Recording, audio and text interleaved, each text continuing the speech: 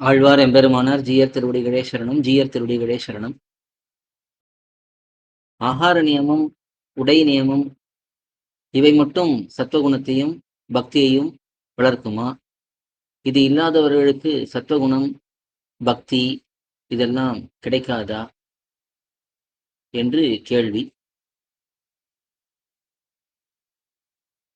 ஒருவருக்கு சத்துவகுணம் ஏற்பட வேண்டும் என்றாலும், அது நன்றாக வளர வேண்டும் என்றாலும் ஆகார நியமம் முக்கியமாக சொல்லப்பட்டுள்ளது.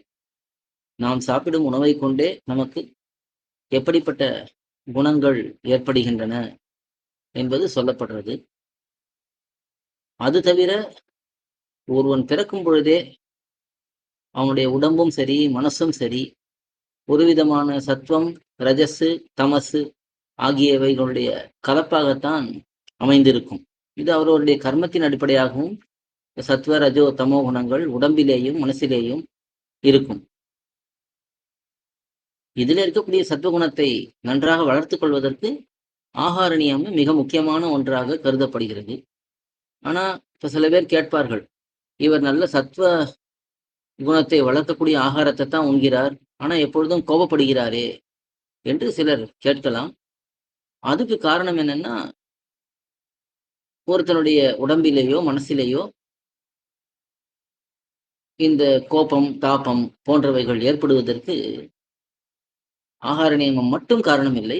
மேலும் பலவிதமான காரணங்கள், இவர்களுடைய இயற்கையான தன்மை, இவர்களுடைய சகவாசம் எப்படி இருக்கிறது, இவர்கள் எந்த விதமான விஷயங்களில் ஈடுபடுகிறார்கள், இது போன்ற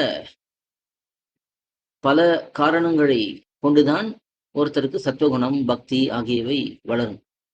அதிலே இந்த சாத்விகமான ஆகாரம்ங்கிறது முக்கியமான ஒரு பங்களிப்பாக இருக்கிறது. சாத்விகமான ஆகாரம் இல்லாமல் சத்துவகுணம் வளருமானா கண்டிப்பா வளராது.